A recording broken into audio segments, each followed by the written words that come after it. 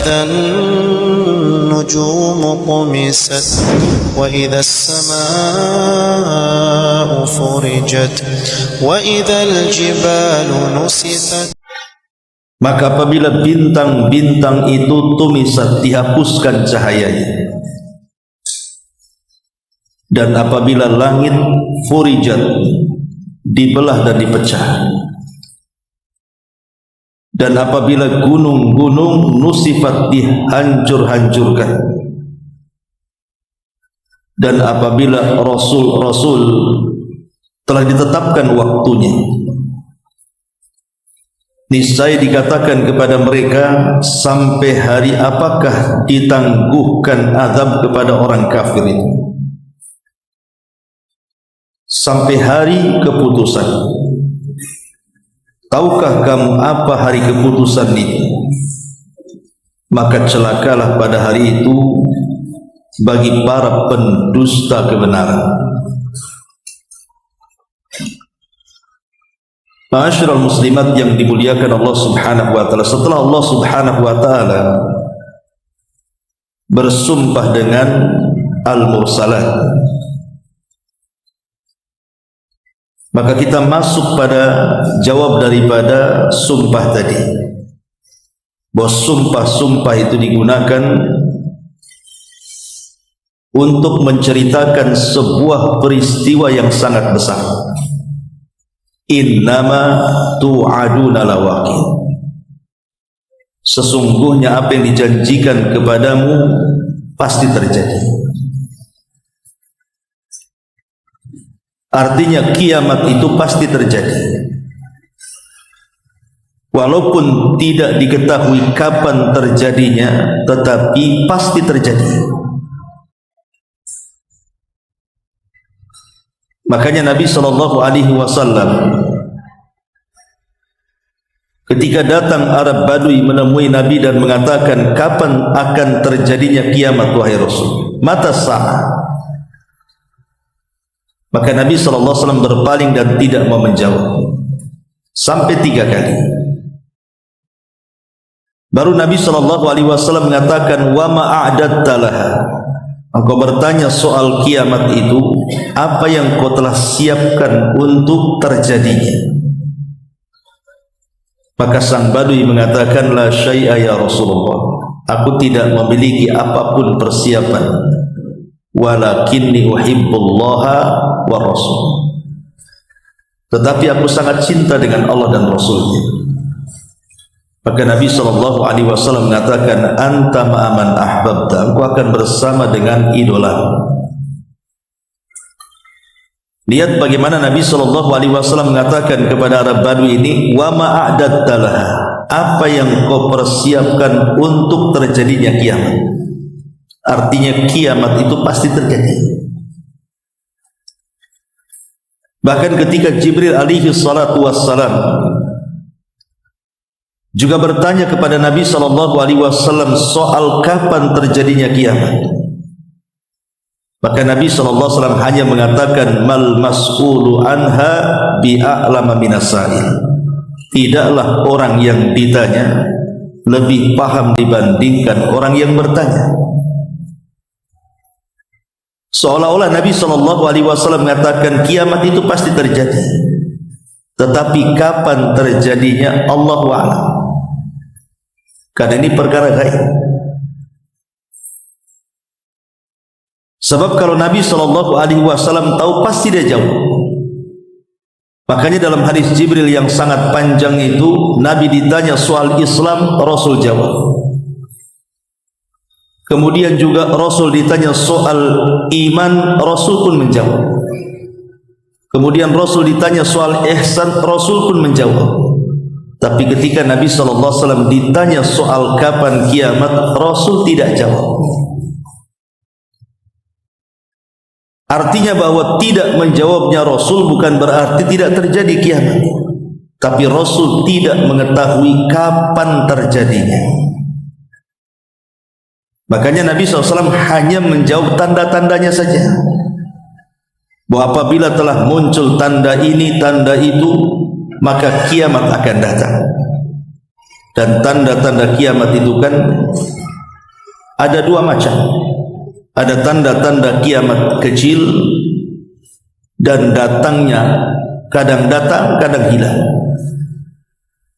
Dan ada tanda-tanda kiamat besar yang kalau datang itu akan terus berkesinambungan, tidak akan terputus sampai kiamat dibangkitkan.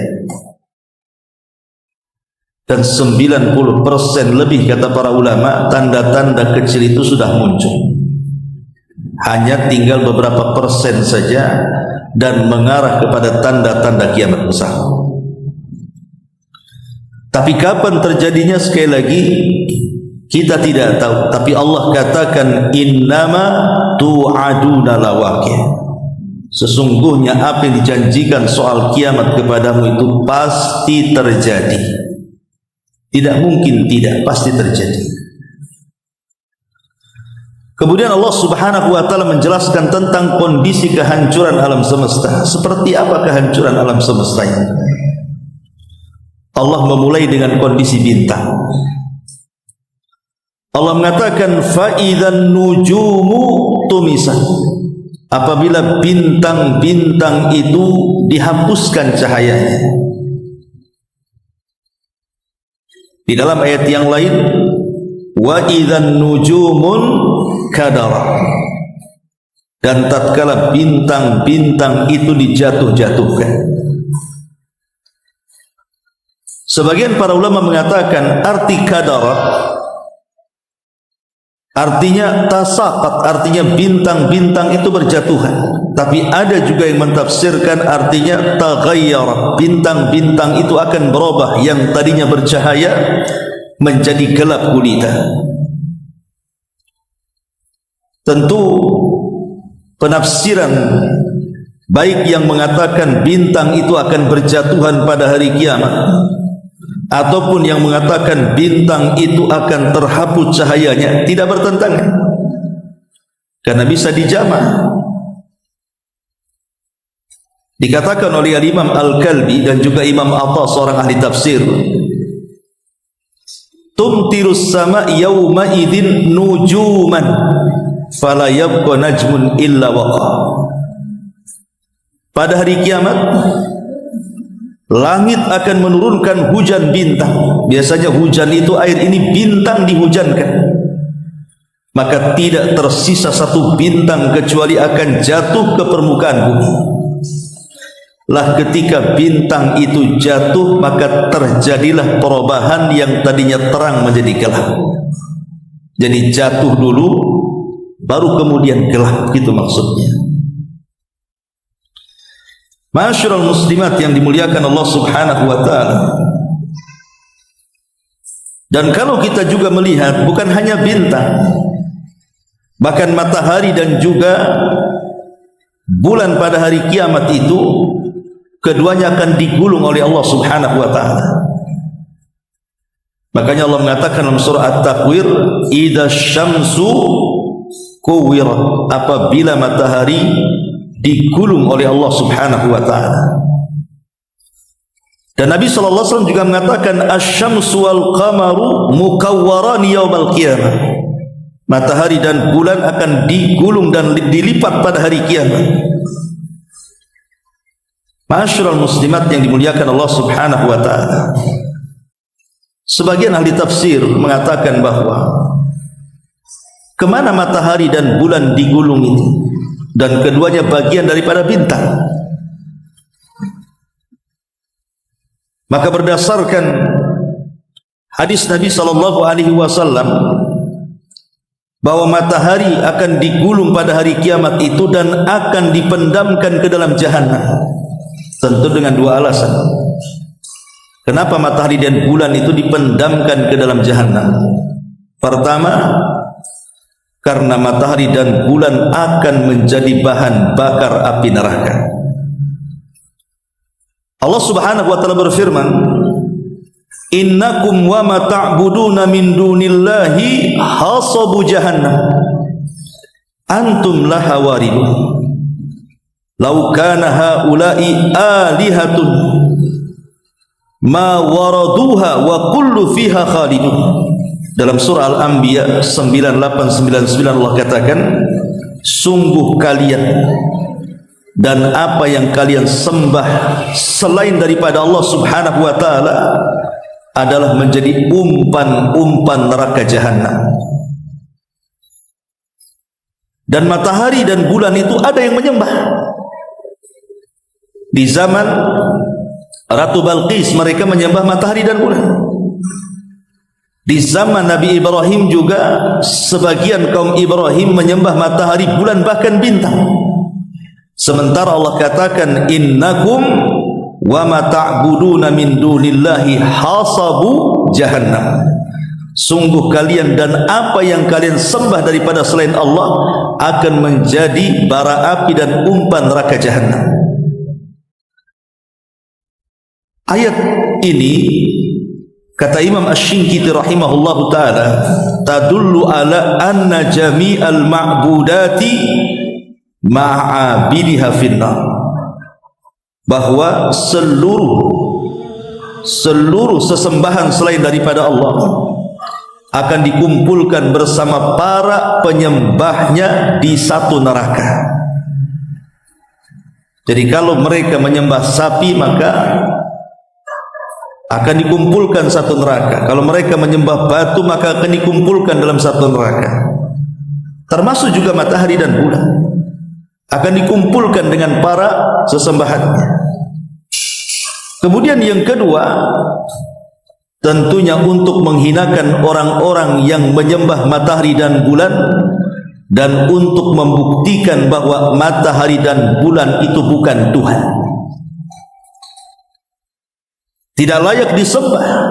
Makanya Allah Subhanahu wa taala masukkan dan pendamkan matahari dan bulan itu ke dalam jahanam, bahwa keduanya bukan Tuhan. Itu maksudnya.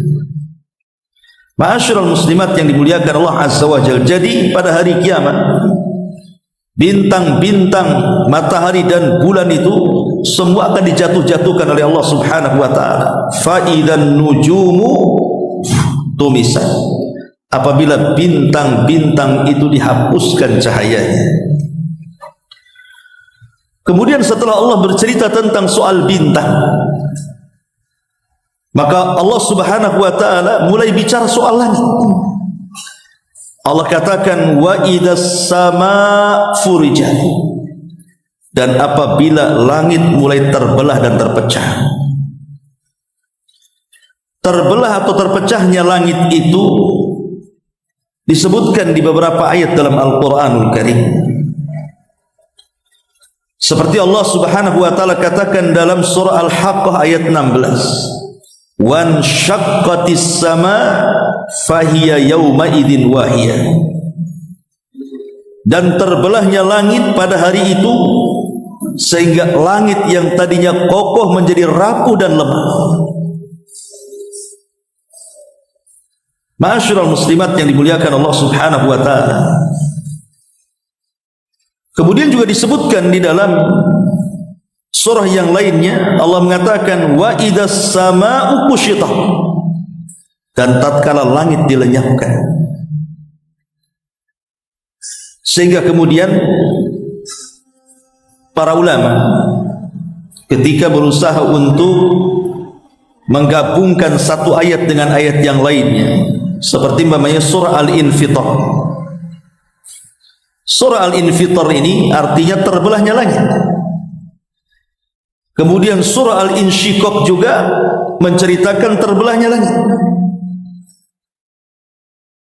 Kemudian juga dalam Al-Quran surah Al-Anbiya ayat 104 juga, bahwa langit itu akan digulung mana? Yauma natwis sama katayyi sijilil kutub. Ingat pada hari kiamat, langit kami akan gulung seperti lembaran-lembaran buku. Makanya Allah juga mengatakan dalam surah Az-Zumar ayat 67, wa ma qadarullaha haqqa qadri wal ardu jami'an qabdatuhu yaumal qiyamah was samawat matwiyatun biyamini subhanahu wa ta'ala amma yusyrikun. Dan mereka tidak pernah mengagungkan Allah dengan sebenar-benar pengagungan. padahal bumi dan padahal seluruh langit dalam genggamannya pada hari kiamat. Seluruh bumi akan berada dalam genggamannya pada hari kiamat, termasuk juga langit akan dilipat dengan tangan kanannya. Maha suci Allah dan maha tinggi Dia dari apa yang mereka persekutukan. Jadi kalau kita gabungkan semua ayat, maka pada hari kiamat berawal daripada infitar. Langit itu akan terbelah, tapi tidak secara keseluruhan. Makanya ada surat namanya surah Al-Infitar. Kemudian setelah infitar terbelah, maka terjadi namanya Al-Insyiqaq. Ada juga surah Al-Insyiqaq dalam Quran, sudah kita bahas. Dan insyiqaq ini lebih dahsyat dibandingkan infitar, karena kalau infitar ini terbelah, tapi kalau insyiqaq ini terbelah secara sempurna. Baru setelah itu langit melemah, sebagaimana surah Al-Haqqah ayat 16 tadi, wan syaqqatis sama fahiya yawma idzin wahiyah. Dan ketika langit terbelah, maka pada hari itu langit menjadi lemah dan rapuh. Karena langit itu kan bangunan. Bangunan ini kalau tiang-tiangnya sudah mulai roboh, maka tentu akan lemah atapnya, pasti akan roboh juga. Pada Allah mengatakan wa bainaina fawqakum sab'an shidada, dan kami bangun di atas kamu, maksudnya 7 lapis itu dengan sangat kokoh sekali. Tapi kalau sudah terpecah kemudian terbelah kemudian menjadi lemah, apa yang terjadi? Disinilah terjadi al-kasy yang dikatakan idas samaun kusyitat, dan tatkala langit dilenyapkan. Berarti terbelah, kemudian terbelah hancur, kemudian lemah, kemudian lenyap. Kemana langit lenyap? Karena Allah subhanahu wa ta'ala menggulungnya tadi. Allah gulung di tangan kanannya, dan juga bumi berada di genggamannya. Itulah kondisi langit pada hari kiamat. Setelah kemudian Allah subhanahu wa ta'ala menceritakan soal langit, maka Allah beralih kepada kondisi bumi, dimulai daripada gunung-gunungnya.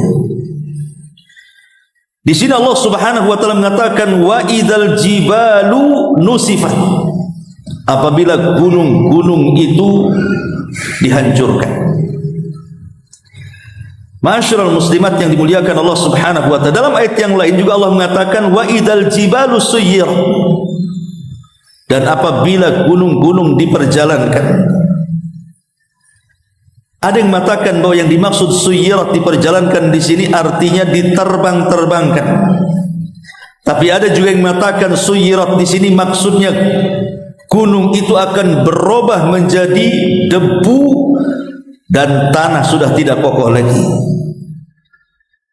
Makanya Allah mengatakan dalam surah An-Naml ayat 88 itu wa taral jibala tahsabuha jamidatan wa hiya tamurru marras sahab, dan kamu lihat gunung-gunung itu kamu sangka dia tetap pada tempatnya. Tidak, dia akan berjalan satu masa, akan tercabut dari pasaknya, kemudian akan diterbangkan ke langit, kemudian akan ditubrukkan satu dengan yang lainnya, kemudian hanya sisa debu yang kembali ke bumi.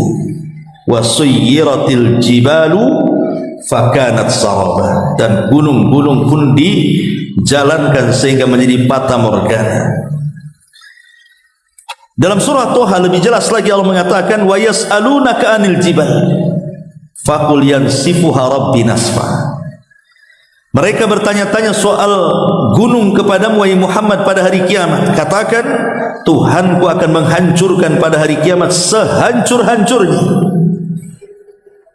Makanya dalam surah Al-Waqiah juga Allah mengatakan ayat ke-5 dan ke-6-nya wa bussatil jibalu bassa fakanat habaan mumbatha, dan gunung-gunung dihancurkan sehancur-hancurnya, maka jadilah dia seperti debu-debu yang berterbangan. Sama dengan disebutkan dalam surah Al-Qari'ah juga, wa takunul jibalu kal'ihnil manfus, dan gunung-gunung itu seperti bulu yang dihambur-hamburkan.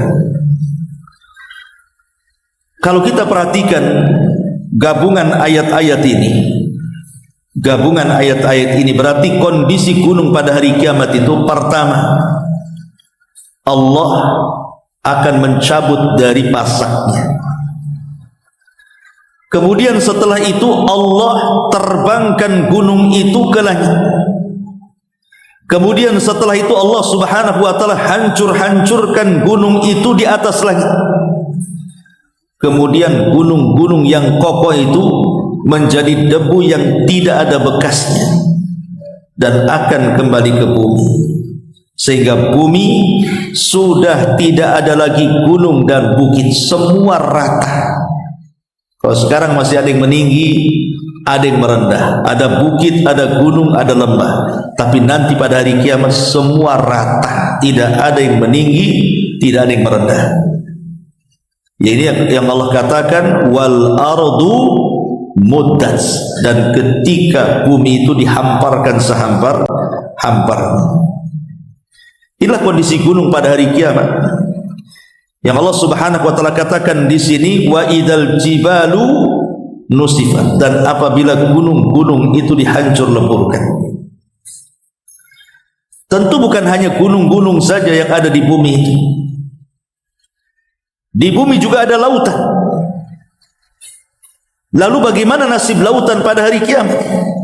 Maka Allah Subhanahu wa taala mengatakan dalam surah Tur ayat 6, wal bahril masjur, dan demi lautan yang kelak pada hari kiamat akan dinyalakan. Lautan akan dinyalakan. Karena dalam firman Allah yang lainnya, wa idzal biharu sujjir, apabila lautan itu akan dinyalakan. Kalimat sujjirat ini sebagian ahli tafsir mengatakan maknanya ukidat. Ukidat itu dinyalakan api. Tapi ada juga yang mengartikan artinya muliat. Maksudnya penuh. Maksud penuh di sini artinya meluap dari lautan ke daratan. Karena dalam ilmu yang sudah kita pahami di sekolah-sekolah kan, bahwa bumi ini lebih banyak lautannya dibandingkan daratannya kan. Jadi kalau dibandingkan persen itu 2,5% atau 2/3%, 2/3 bumi ini kan semua lautan. Jadi daratan itu kan hanya sepertiganya saja. Lah bayangkan 2/3 lautan ini, sementara daratan hanya 3%-nya saja, 30-nya saja. Kemudian lautan ditumpahkan ke daratan, apa tenggelam semuanya itu? Lain kalau umpamanya lautannya sedikit kan, ini lautan lebih luas, 2/3, sementara sepertiganya daratan. Makanya ada sebagian yang mengatakan maksudnya sujjirat di sini artinya muliat, artinya akan diluapkan dari dasar lautan, ditumpahkan ke bumi sehingga bumi penuh dengan lautan. Kemudian ada juga yang mengatakan dan lautan akan mengerti. Ma'asyiral muslimat yang dimuliakan Allah Azza wa Jalla, Ibnu Abbas radhiyallahu anhu berkata, ukidat fasara naran tadtarim, lautan akan dinyalakan sehingga menjadi api yang bergejolak. Dalam tafsir yang lain maksudnya zahaba ma'uha falam yabqa fiha qatra. Imam Qatadah mengatakan bahwa lautan akan dikeringkan airnya sehingga tidak tersisa meskipun hanya satu tetes. Dari sini kalau kita kompromikan semua ayat-ayat soal lautan ini, berarti kondisi lautan yang pertama ketika terjadi pada hari kiamat itu, pertama akan diluapkan dulu. Lautan itu akan diluapkan, kemudian meluber, lalu bergabung dengan air-air yang ada di sungai-sungai, karena bumi sudah tertutup air itu. Jadi di sini akan bercampur antara air asin dan air tawar kan gitu. Karena air lautan asin, air sungai tawar akan bercampur di sini. Kemudian Allah mulai menyalakan api. Bagaimana cara menyalakannya? Allahu a'lam. Tapi begitulah Allah katakan, sebagaimana penafsiran Ibnu Abbas, ukidat, maka lautan itu akan dinyalakan. Maka setelah kemudian terbakar seluruh lautan itu, maka akan membakar air sehingga yang tadinya lautan itu menjadi laut api, tiba-tiba kemudian surut dan mengering sehingga tidak ada satu tetes yang tersisa di lautan.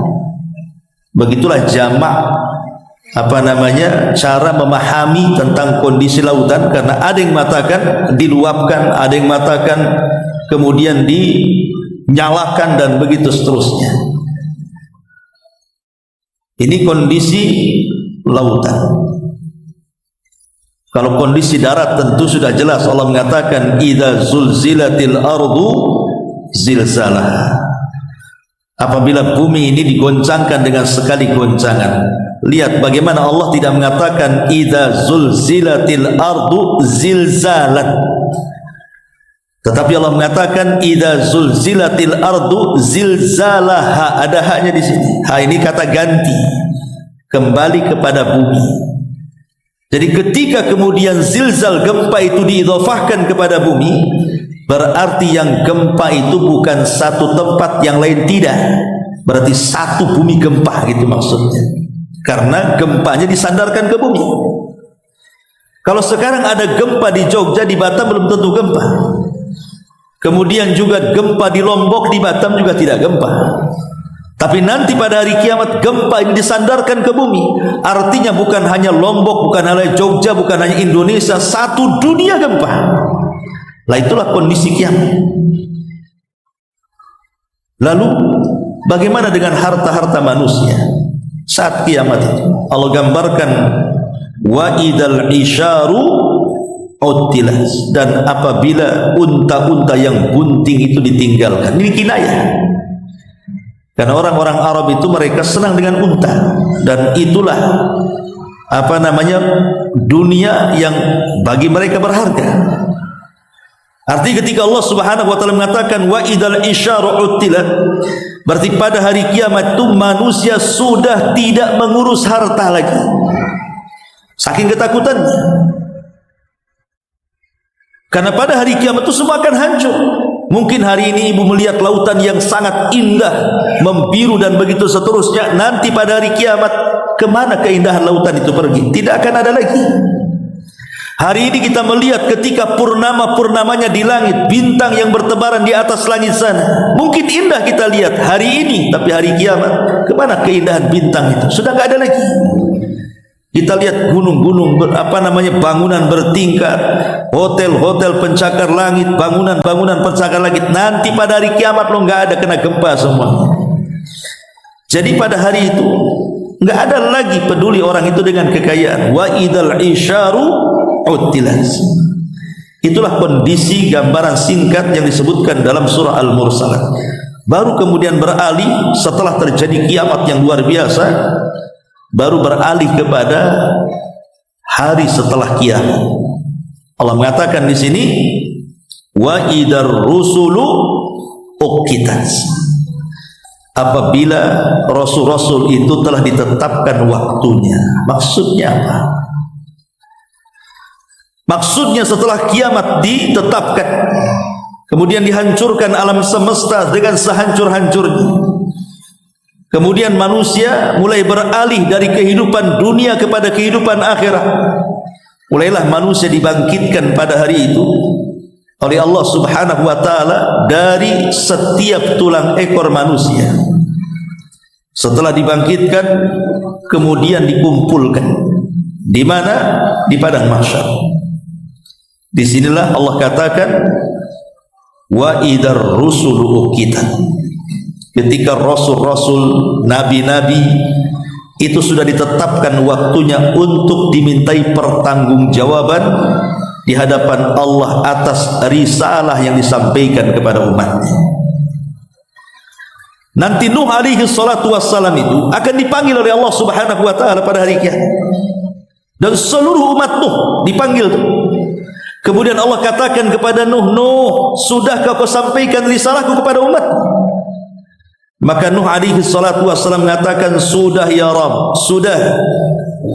Maka kemudian Allah Subhanahu wa taala katakan kepada umatnya Nuh alaihi salam, betul Nuh sudah menyampaikan risalah kepada kalian. Maka umat Nuh mengatakan, tidak ya Rabb, Nuh berdusta, dia tidak pernah menyampaikan risalahnya kepada kami. Maka Allah Subhanahu wa taala katakan, ya Nuh, lihat umatmu mengatakan engkau berdusta, engkau belum menyampaikan risalahku. Ada enggak saksi yang mendukungmu bahwa engkau menyampaikan risalahnya? Kata Nuh, ada.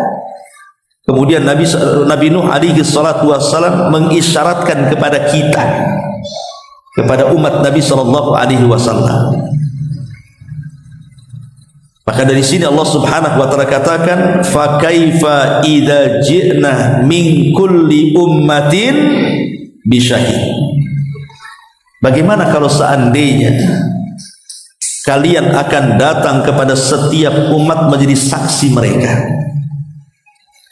Jadi kita ini akan menjadi saksi kepada semua para nabi. Jadi ketika Nuh mengisyaratkan itulah saksiku, maksudnya disyaratkan kepada siapa? Umat Nabi, umat Rasul, umat Nabi kita Muhammad sallallahu alaihi wasallam. Maka kita semua akan dipanggil oleh Allah Subhanahu wa taala. Kemudian mengatakan, kalian mau bersaksi akan persaksian Nuh bahwa dia telah menyampaikan risalahku kepada umatnya? Maka serentak umat Islam, umat Muhammad sallallahu alaihi wasallam mengatakan, tentu ya Rabb, Nuh sudah menyampaikan risalahnya. Maka Allah mengatakan, bagaimana mungkin kalian bersaksi? Kalian tidak hidup di zaman Nabi Nuh. Bagaimana kalian tahu Nuh menyampaikan risalah? Kalian tidak hidup di zaman Nabi Nuh. Namanya saksi terus melihat. Kalau tidak melihat, macam mana akan jadi saksi? Tetapi kemudian umat Rasul pada hari kiamat mengatakan, ya Rabb, yang menyampaikan Nuh risalahmu kepada umat itu engkau sendiri. Di dalam Al-Quranul Karim, makanya adalah surah Nuh. Ya, kami tidak bersaksi, tidak pernah menyaksikan menyampaikan risalah, tapi engkau yang ngasih tahu kepada kami bahwa Nuh sudah menyampaikan risalahnya 1000 tahun dikurangi 50 tahun, 950 tahun. Maka Allah katakan, sadaqtum, benar kalian. Wa sadaqa Nuh wa kadzaba qaum. Ya, telah benar juga Nuh dan berdusta kaumnya. Kemudian setelah Nuh dipanggil lagi nabi-nabi yang lainnya beserta umatnya. Kemudian ditanya lagi dan kaumnya mengatakan, dusta nabi kami menyampaikan risalah. Kemudian Allah mengatakan, lihat, kaum mengatakan dusta, ada saksi, ada, disyaratkan lagi pada kita. Jadi setiap umat pada hari kiamat itu kita akan jadi saksi di situ. Ma'asyiral muslimat yang dimuliakan Allah Azza wa Jalla, sampai pada waktunya ketika kita sudah menjadi saksi kepada semua umat, giliran Nabi sallallahu alaihi wasallam menjadi saksi kepada kita. Fa kaifa idza ji'na min kulli ummatin bisyahid wa ji'na bika ala haula'i syahida. Dan engkau wahai Muhammad akan menjadi saksi bagi umat. Jadi kalau umatnya akan menjadi saksi bagi umat-umat sebelumnya, tapi Rasul kita akan menjadi saksi bagi kita. Apakah kita ini selama hidup di dunia betul-betul mengikuti syariat Nabi, betul-betul mengikuti sunnah Nabi, betul-betul mengikuti dan tunduk kepada Nabi atau tidak? Nanti Nabi SAW akan melihatnya. Dan ini khawatir. Makanya kata Hasan Al-Basri rahimahullahu ta'ala, ketika ada sebuah kaum mereka mengklaim mencintai Nabi SAW, fabtalahumullahu bihadil ayat, maka Allah uji mereka dengan ayat ini. Maksud ayat ini adalah, Qul in kuntum tuhibbunallaha fattabi'uni yuhibbukumullah. Katakan ya Muhammad, kalau kalian cinta kepada Allah, ikuti aku, niscaya Allah akan cinta kepada kalian, bahkan lebih daripada itu, wa yaghfir lakum, dan Allah pun akan mengampuni dosa-dosa kalian. Alangkah celakanya orang-orang yang mengaku cinta kepada Rasul, tapi kenyataannya dia tidak pernah melaksanakan sunnah Rasul. Rasul akan menjadi saksi bagi kita. Dan ini detik-detik yang luar biasa. Makanya Allah mengatakan, wa idzar rusulu uqitat.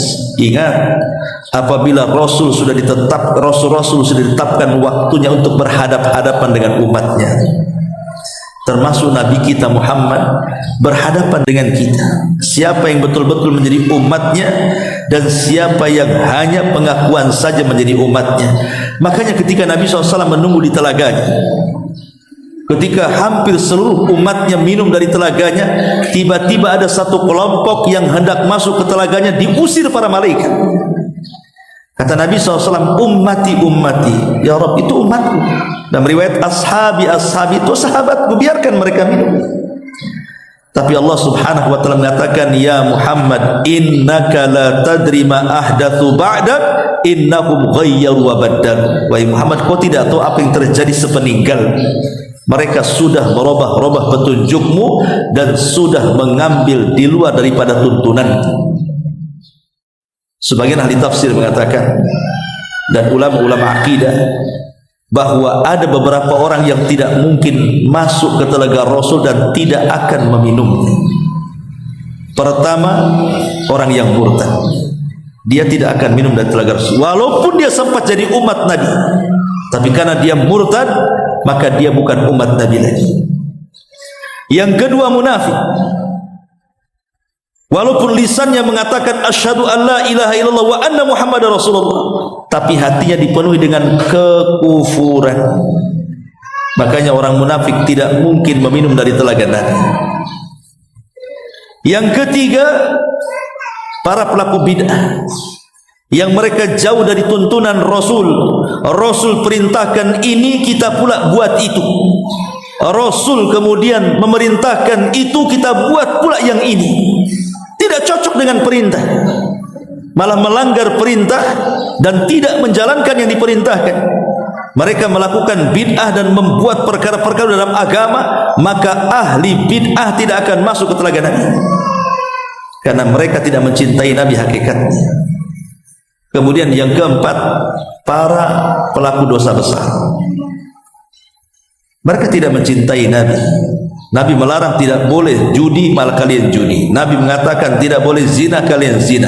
Nabi mengatakan jangan gibah, kalian gibah. Nabi mengatakan kalian jangan namimah, kalian namimah. Orang-orang yang banyak melakukan dosa besar, maka dikhawatirkan tidak meminum telaga Nabi SAW. Wa idar rusulu uqitat liyaumin ujjilan. Niscaya dikatakan kepada mereka, sampai hari apakah ditangguhkan azab itu bagi orang-orang kafir. Maka Allah mengatakan sampai hari keputusan, hari yaumul fasl, hari pengadilan. Jadi nanti pada hari kiamat manusia akan dikumpulkan dan akan diadili Allah seadil-adilnya. Subhanallah, satu per satu manusia akan diadili. Jangan berpikir bagaimana mengadili satu per satu. Satu kota Batam bisa antri, belum lagi satu dunia, belum lagi orang yang pertama hidup sampai yang terakhir mati. Cemana Allah mengadili satu persatu? Innallaha sari'ul hisab. Allah itu sungguh cepat hisabnya. Tidak sampai setengah hari kaum muslimin sudah selesai dihisab. Ya. Jadi hari keputusan itu akan ada. Disinilah tersingkap semua kezaliman, semua maksiat yang pernah kita lakukan. Tersingkap banyak aib di hadapan Allah Subhanahu wa taala. Ketika di dunia boleh jadi orang bermaksiat itu dia tutup-tutupi aibnya, tapi pada hari kiamat Allah singkap aibnya. Makanya kenapa Rasul sangat mengkhawatirkan orang-orang yang suka menyingkap-nyingkap aib orang, Allah singkap aib dia pada hari kiamat. Rasul mengatakan, "Man kasyafa aurata akhi kasyafallahu auratahu yaumal qiyamah." Siapa yang menyingkap aurat saudaranya, aib saudaranya, dosa saudaranya, maka akan singkap aib dia pada hari kiamat di hadapan Allah. Tapi sebaliknya, man satara musliman satarahullahu yaumal qiyamah. Siapa yang menutup aib seorang muslim, Allah akan tutup aibnya pada hari kiamat. Termasuk orang-orang yang menceritakan aibnya sendiri, Allah sudah tutup baik-baik. Dia ceritakan pula aibnya sendiri. Itulah mujahir. Orang mujahir tidak akan dimaafkan, akan dibongkar pada hari kiamat dosa-dosanya. Makanya Rasul mengatakan, kullu ummati mu'afan illal mujahirin. Setiap umatku dimaafkan kecuali orang-orang yang mujahir. Rasul, siapa mujahir itu? Kata Rasulullah SAW, orang yang malam hari dia berbuat dosa, kemudian dia tidur, Allah tutupi aibnya, orang nggak tahu. Di pagi hari dia cerita pula dosa malamnya. Dia di siang hari melakukan dosa, Allah tutup tuh aibnya sampai malam. Di malam hari pula cerita dosa siangnya. Orang ini tidak akan diampuni oleh Allah, dibongkar aibnya pada hari kiamat. Termasuk para pengkhianat akan diberikan bendera dan dia mengatakan inilah orang yang berkhianat. Termasuk orang-orang yang sombong di dunia, Allah kecilkan tuh badannya di akhirat. Allah tampakkan bagaimana ketika dulu merasa sombong besar di hadapan manusia, di akhirat Allah kecilkan pula badannya. Yuhsyarun nas yaumal qiyamah, yuhsyarul mutakabbiruna yaumal qiyamah amsalidz dzar fi suratir rijal, kata Rasul. Orang-orang yang sombong itu, maka mereka akan dikecilkan, lihat aibnya ditampakkan. Ya, boleh di dunia Anda besar, tapi di akhirat Anda kecil. Termasuk juga orang-orang yang suka berdusta, yang terus berdusta, hatta yuktaba indallahi kadzdzaba, sampai nanti pada hari kiamat dicap di dahinya dia kadzdzab, pendusta. Jadi banyak dosa akan disingkap. Dosa-dosanya orang-orang munafik yang di dunia menampakkan keislaman, hatinya menyembunyikan kufuran, semua akan disingkap pada hari itu. Jadi banyak dosa-dosa yang akan disingkap di peradilan Allah Subhanahu wa ta'ala. Dan ingat, di dunia banyak kantor-kantor pengadilan, tapi belum tentu dapat keadilan. Tapi di akhirat pasti kita akan dapat keadilan yang sesungguhnya, karena Allah yang langsung mengadili satu persatu. Liyaumil fasl, pada hari di mana Allah akan memutuskan perkara hamba-hambanya. Kemudian Allah mengatakan, wa ma adraka ma yaumul fasl. Tahukah kamu apa hari keputusan ini? Tidak perlu dijawab karena ini sudah paham semuanya. Tapi Allah katakan, wailun yauma idzin lil mukadzibin. Celaka pada hari itu bagi para pendusta. Di sini Allah mengulang, nanti kalau ibu baca surah Al-Mursalat itu, Allah mengulang kalimat wailun yauma idzin lil mukadzibin berapa kali? 10 kali. Nanti akan terulang-ulang. Wailun yauma idzin lil mukadzibin, wailun yauma idzin lil mukadzibin. Allah ulang 10 kali. Kenapa? Ada apa diulang-ulang sampai 10 kali? Karena ini bukan kebiasaan Allah mengulang-ulang ayat dalam surat itu. Ada yang terulang-ulang, tapi tidak sebanyak ini maksudnya. Bukan kebiasaan Allah mengulang-ulang ayat sampai 10 kali dalam satu surat itu. Menunjukkan ada apa di sini kan? Al-Imam Al-Qurtubi rahimahullah telah mengatakan bahwa mengulang-ulang ayat ini berkali-kali karena banyak hal di mana orang-orang musyrik Arab itu terlalu mendustakan agama. Karena mereka saking mendustakannya soal hari kebangkitan, soal ada kehidupan setelah kematian, soal ada keputusan dan juga hisab dan yang lainnya. Makanya Allah ulang-ulang. Karena orang-orang musyrik itu, kata Qurtubi, Imam Al-Qurtubi, mereka teramat sangat mendustakan hari kebangkitan. Makanya Allah ulang-ulang, karena mereka mendustakan. Lah karena saking banyaknya orang-orang musyrik itu mendustakan tentang hari akhir, makanya Allah pun perbanyak kalimat wailun yauma idzin lil mukadzibin. Celaka pada hari itu bagi para pendusta akan hari kehidupan setelah kematian dan balasan setelah kematian manusia. Nah, di antara penjelasan dari para ulama tafsir, berarti kalau kita simpulkan semuanya, oh, hari kiamat itu pasti terjadi. Adapun kejadiannya kapan, wallahu a'lam. Tapi yang jelas bahwa sebelum kiamat itu terjadi dimulai dengan tanda-tanda kiamat kecil, kemudian tanda-tanda kiamat besar. Dimulai dengan munculnya Dajjal, kemudian turunnya Isa bin Maryam, kemudian keluarnya atau hancurnya benteng Ya'juj wa Ma'juj.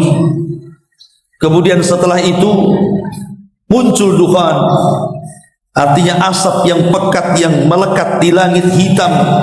Kemudian matahari terbit dari arah barat, kemudian muncul binatang yang bisa bicara, kemudian setelah itu muncul gempa dari arah timur, gempa dari arah barat, gempa dari jazirah Arab, dan ditutup dengan api yang menggiring manusia dari Aden Yaman, kemudian dikumpulkan di Syam. Baru terjadi kiamat besar, di mana langit mulainya dipecahkan, kemudian dibelah secara sempurna, kemudian dilenyapkan karena digulung oleh Allah Subhanahu wa taala.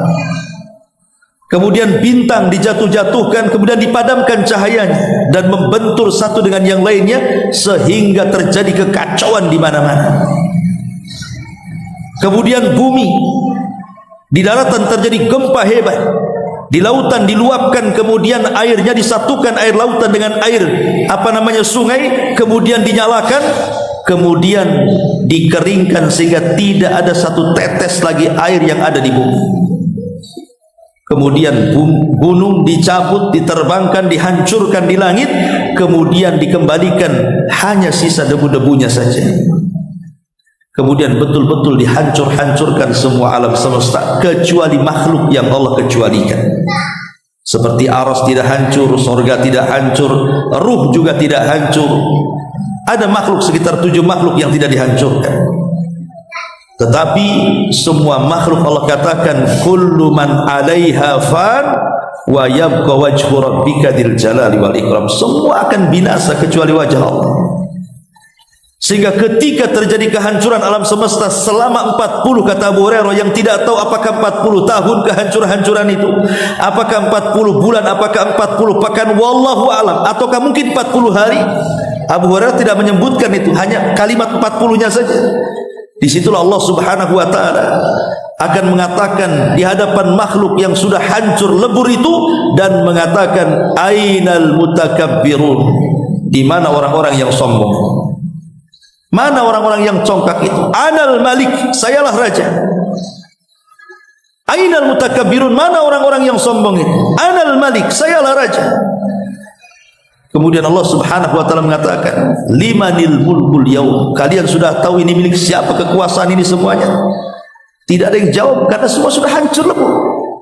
Maka Allah jawab sendiri dan mengatakan lillahil wahidil qahhar. Semua adalah milik yang satu, yang Maha Esa dan Maha mampu untuk menghakimi segalanya. Dialah Allah Subhanahu wa taala.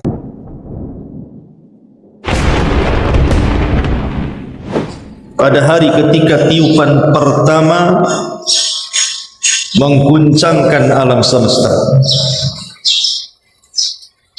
tatbauhar radifah, tiupan itu diiringi oleh tiupan yang keduanya. Qulubu yawma idin wajifah, hati manusia pada waktu itu merasakan ketakutan yang bersangatan. Absaruha khasyiah, pandangan mereka tertunduk lesu. Yaquluna inna lamarduduna fil hafirah, orang-orang kafir pun berkata, apakah kita benar-benar akan dikembalikan kepada kehidupan yang semula? Aidza kunna idzaman nakhirah, apakah akan dibangkitkan juga apabila kita telah menjadi tulang belulang yang hancur? Qalu tilka idzan qarratun khasir, mereka pun berkata kalau demikian itu adalah sesuatu pengembalian yang sangat merugikan. Fa innama hiya zajratu wahidah, maka pengembalian itu hanyalah dengan sekali tiupan saja. Fa idza hum bisahirah, maka seketika mereka hidup kembali di bumi yang baru, maksudnya padang mahsyar. Ma'asyiral muslimat yang dimuliakan Allah Subhanahu wa taala, ayat ini menggambarkan kepada kita tentang situasi hari kiamat. Di dalam hadis yang dikeluarkan oleh Imam Muslim dari sahabat Abi Hurairah radhiyallahu anhu, khairu yaumin tala'at alaihi syamsu yaumal jum'ah fihi khuliqa Adam wa fihi udkhilal jannah wa fihi ukhrija minha wa la taqumus sa'atu illa fi yaumil jum'ah. Kata Nabi SAW, sebaik-baik hari selama matahari terbit dari awal sampai akhir adalah di hari Jumat. Pada hari Jumat inilah Adam diciptakan, dan pada hari Jumat pula Adam dimasukkan ke dalam sorga, dan pada hari Jumat pula Adam dikeluarkan dari sorga. Dan tidak mungkin tegak hari kiamat kecuali di hari Jumat. Bahkan dalam riwayat yang lain, khairu yaumin tala'at fihi syamsu yaumul jum'ah fihi khuliqa Adam wa fihi uhbita wa fihi tiba alaihi wa fihi qubida wa fihi taqumu as-sa'a ala ma 'ala al-ardi min dabbatin illa wa hiya tusbihu yaumal jum'ati musihatan hatta tatlu asy-syamsa syafaqatan minas sa'a illa ibn Adam wa fihi sa'atun la yusadifuha 'abdun mu'min wa huwa fi sholati yas'alullah syai'an illa a'tahu iyyah. Sebaik-baik hari selama matahari terbit adalah hari Jumat. Pada hari Jumat ini Adam diciptakan, Adam diturunkan, dan pada hari Jumat pula taubat Adam diterima. Pada hari Jumat Adam diwafatkan, dan pada hari itu pula kiamat dibangkitkan. Semua hewan di muka bumi berada di pagi hari Jumat dalam keadaan terus melihat dan mendengar sehingga terbitnya matahari, karena mereka takut akan datangnya hari kiamat, kecuali manusia. Pada hari Jumat ada satu waktu yang tidaklah seorang mukmin pun berdoa ketika salatnya meminta sesuatu kepada Allah bertepatan dengan waktu itu, kecuali Allah Subhanahu wa taala akan mengabulkan. Dari dua riwayat ini kita tahu bahwa kiamat itu hanya disebutkan harinya saja. Adapun tanggalnya, adapun bulan dan tahunnya tidak disebutkan. Tanggal berapa, bulan berapa, tahun berapa, tidak disebutkan kiamat itu kapan. Tetapi Allah Subhanahu wa taala menghabarkan kepada kita lewat lisan Rasul bahwa yang jelas kiamat itu terjadi di hari Jumat, hari sakralnya kaum muslimin. Yang ajaib adalah semua binatang mereka akan merasakan datangnya kiamat. Makanya setiap hari Jumat binatang itu kalau sudah mendekati waktu pagi,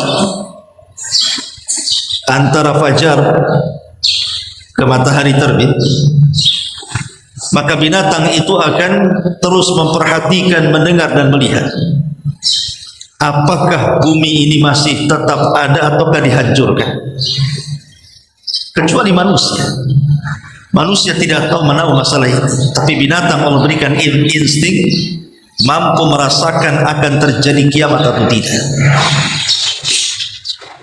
Apabila kemudian tidak terjadi apa-apa, maka mereka senang. Tapi kalau sudah tanda-tanda kiamat muncul, maka mereka ketakutan. Dan ini keajaiban alam semesta, Allah Subhanahu wa taala anugerahkan kepada binatang. Dan kiamat itu terjadi antara terbit fajar sampai terbit matahari. Artinya kiamat itu terjadi di pagi hari. Ma'asyiral muslimin, muslimat yang dimuliakan Allah Subhanahu wa taala. Disebutkan di dalam beberapa ayat dalam Al-Qur'anul Karim. Wa yauma yanfuhu fis suri fafazi'a man fis samawati wa man fil ardi illa man syaa Allah wa kullu atauhu dakhirin. Dan ingatlah hari ketika ditiupkan sangkakala, maka terkejutlah segala yang ada di langit dan segala yang ada di bumi, kecuali sesiapa yang Allah kehendaki, dan mereka semua datang menghadap Allah dengan merendahkan. An-Naml ayat 87. Kemudian dalam surah Az-Zumar ayat 68-nya Allah katakan wa nufikha fis suri fasa'iqa man fis samawati wa man fil ard illa man syaa Allah summa nufikha fihi ukhra fa idahum qiyamun yanzurun. Dan tiuplah sangkakala, maka matilah sesiapa yang ada di langit dan sesiapa yang ada di bumi, kecuali siapa yang dikehendaki Allah. Kemudian ditiup sangkakala itu sekali lagi, maka tiba-tiba mereka berdiri menunggu putusan Allah masing-masing. Dan dalam surah Yasin ayat 51 Allah mengatakan wa nufikha fis suri fa idahum minal ajdasi ila rabbihim yansilun. Dan ditiuplah sangkakala itu, maka tiba-tiba mereka keluar dengan segera dan cepat dari kubur-kubur mereka menuju kepada Tuhan mereka. Dari tiga ayat ini, An-Naml 87, Az-Zumar 68 dan Yasin 51, bisa kita simpulkan bahwa sangkakala yang akan ditiup Israfil itu 2 kali, walaupun ada yang berpendapat 3 kali. Tiupan yang pertama disebut dengan tiupan kejutan dan kematian. Itulah yang disebut yauma tarjufu rajifah, tiupan kejutan dan tiupan kematian. Adapun tiupan yang kedua adalah tiupan kebangkitan. Itulah yang dikatakan di sini tatba'uha radifah. Jadi yauma tarjufur rajifah, tiupan sangkakala pertama, tatba'uha radifah itu tiupan sangkakala kedua. Ma'asyiral muslimat yang dimuliakan Allah Subhanahu wa taala. Orang yang pertama kali mendengar tiupan sangkakala adalah rajulun yalutu hauda, seorang laki-laki yang sedang berbenah telaga tempat minum untanya, kolam tempat minum untanya. Saat dia berbenah memperbaiki kolam itu, tiba-tiba kemudian dia mendengar tiupan sangkakala, maka orang inilah yang pertama pingsan kemudian mati. Kemudian disusul 2 orang yang sedang jual beli pakaian. Apabila sudah selesai mereka melakukan akad dan pakaian pun atau kain itu pun akan diberikan, maka tiba-tiba keduanya mendengar tiupan sangkakala, keduanya pun pingsan kemudian mati. Baru kemudian orang yang sedang minum, belum sampai minuman itu di mulutnya, tiba-tiba dia mendengar suara tiupan sangkakala, dia pun terkejut kemudian dia mati. Kemudian disusul oleh manusia-manusia yang lain. Ma'asyiral muslimat yang dimuliakan Allah Subhanahu wa taala, kiamat ini tidak mungkin menyentuh orang-orang yang beriman. Kiamat pertama, tiupan sangkakala pertama, atau hari kehancuran alam semesta tidak akan menyentuh orang-orang yang beriman. Yang akan merasakan kiamat itu hanya orang-orang kafir saja. Karena sebelum terjadinya tiupan sangkakala pertama, maka Allah Subhanahu wa taala akan kirimkan angin sepoi-sepoi yang berasa dingin rasanya, kemudian menyentuh setiap ketiak yang memiliki sebiji zarah dari keimanan. Angin itulah yang menjemput nyawa-nyawa mereka, sehingga tidak ada yang hidup kecuali orang kafir. Saat itulah Ka'bah sudah tidak ada lagi orang yang berangkat haji. Bahkan Ka'bah dihancurkan oleh seorang laki-laki namanya Dzu Suwaikatain.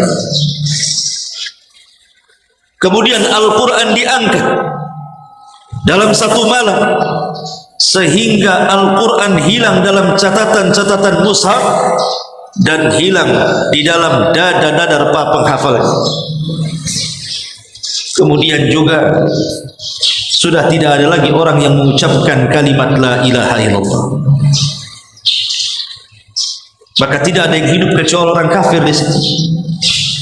Ketika orang-orang kafir mereka hidup layaknya manusia hidup di dunia, disinilah Nabi SAW mengatakan la taqumus sa'ah illa ala syiraril khalqi. Tidak mungkin tegak hari kiamat kecuali kepada orang yang paling buruk yang hidup di permukaan bumi. Ma'asyiral muslimat yang dimuliakan Allah Subhanahu wa taala, di zaman Nabi ada Arab Badui bertanya soal kiamat. Ya Rasulullah, mata sa'ah. Rasul, kira-kira kiamat itu kapan ya? Nabi tidak menjawab. Kemudian orang Badui ini bertanya lagi, Rasul, mata sa'ah, kapan kiamat? Tapi Rasul tidak mau menjawab. Sampai 3 kali. Setelah 3 kali baru Nabi SAW mengatakan, Anda ini bertanya soal kiamat dari tadi. Wa ma'adatta laha, apa yang kau siapkan kalau memang kiamat itu betul-betul terjadi? Rasul balik bertanya, apa yang kau siapkan dari tadi? Tanya kiamat terus. Maka Arab Badui mengatakan, la syai'a ya Rasulullah, aku tidak memiliki persiapan, walakinni uhibbullaha wa rasul, tapi aku cinta dengan Allah dan Rasul. Maka Rasul mengatakan, anta ma'aman ahbabta, kalau begitu engkau akan bersama orang yang kau cintai. Tapi lihat bagaimana Nabi SAW setiap ditanya kapan kiamat, Rasul tidak menjawab. Bahkan ketika Jibril bertanya juga kepada Nabi SAW, mata sa'ah, kapan kiamat wahai Muhammad? Maka Rasul hanya mengatakan, mal mas'ulu anha bi'a'lama minas sa'il. Orang yang ditanya tidak lebih paham dibandingkan orang yang bertanya. Artinya Rasul dan Jibril yang bertanya sama-sama tidak tahu kapan kiamat. Tapi begitulah para nabi. Semua para nabi disibukkan oleh kaumnya dengan pertanyaan satu, kapan kiamat? Kaumnya Nuh datang kepada Nuh bertanya, Nuh, kapan kiamat? Kaumnya Syuaib bertanya kepada Syuaib, kapan kiamat? Kaumnya Nabi Saleh bertanya kepada Nabi Saleh, kapan kiamat? Kaumnya Nabi Ibrahim datang kepada Ibrahim, kapan kiamat? Seluruh para nabi disibukkan dengan pertanyaan kapan kiamat. Termasuk Nabi kita Muhammad SAW pun tidak lepas disibukkan dengan pertanyaan kapan kiamat. Sampai kepada Jibril bertanya kepada Rasul soal kiamat. Ketika Jibril bertanya soal Islam, Rasul jawab. Ketika Jibril bertanya soal iman, Rasul menjawabnya. Ketika Jibril bertanya soal ihsan, Rasul menjawabnya. Tapi ketika Rasul ditanya soal kiamat, Rasul tidak menjawabnya. Rasul hanya menjawab tanda-tandanya saja. Menunjukkan apa? Kiamat itu rahasia Allah Subhanahu wa ta'ala. Kenapa Allah rahasiakan? Agar kita persiapan. Makanya Rasul mengatakan, wa ma'adatta laha, apa yang kau sudah siapkan untuk kiamat itu. Ma'asyiral muslimat yang dimuliakan Allah Subhanahu wa ta'ala, saat kiamat dibangkitkan, yauma tarjufur rajifah, hari di mana tiupan sangkakala pertama ditiup Israfil. Dan Allah Subhanahu wa taala sudah menugaskan dari sekian banyak malaikat, Israfilah malaikat pemegang sangkakala. Ketika Nabi SAW satu hari tidak nyenyak tidur, tidak enak makan, tidak selera minum, sedih. Datang sahabat bertanya, "Ma sya'nuka ya Rasulullah?" Ada apa dengan engkau hai Rasul? Kenapa kau murung hari ini? Satu hari ini kau murung kenapa? Maka Nabi SAW mengatakan, "Fa kaifa un'am wa qad iltaqama sahibu qarnin qarna." Bagaimana mungkin aku akan lezat hidup, kata Rasul, kalau Israfil sudah meletakkan moncong sangkakala di mulutnya dan siap ditiup menunggu izin dari Allah Subhanahu wa taala. Dari sini kita tahu bahwa Israfil itu sudah meletakkan moncong di mulutnya.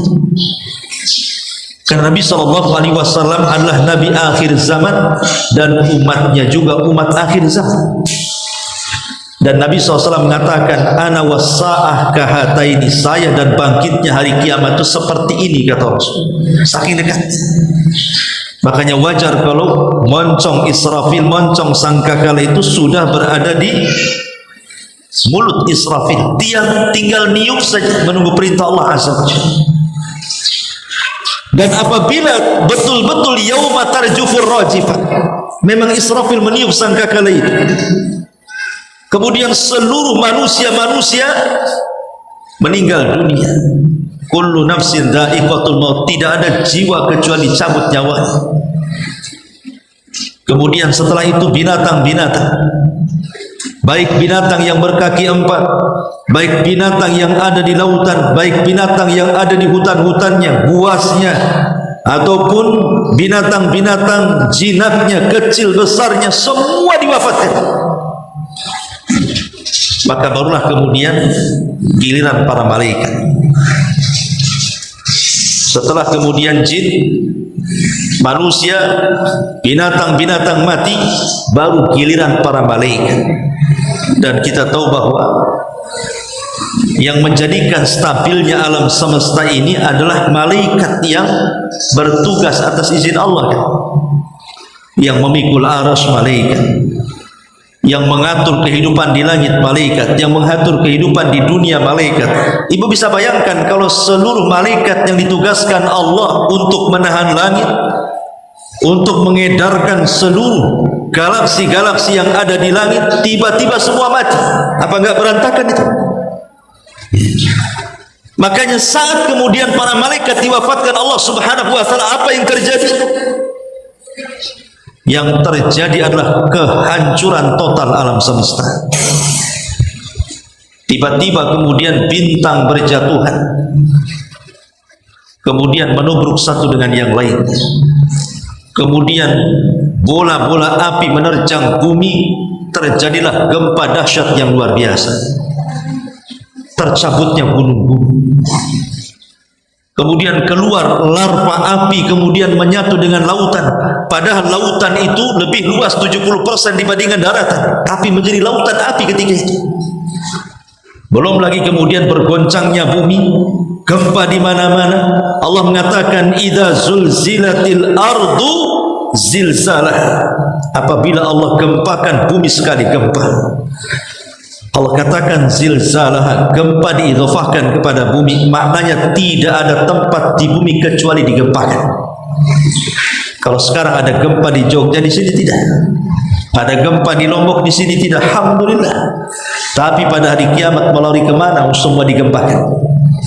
Gunung-gunung yang merupakan pasak bumi dicabut dan dibentur-benturkan di langit, sehingga gunung yang kokoh seperti kapas yang berhamburan ditiup angin.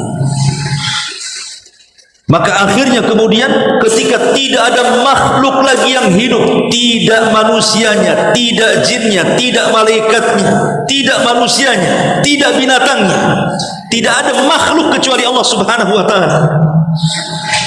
Kullu man 'alaiha fan, semua dibinasakan. kecuali Allah Dzul Jalali wal Ikram.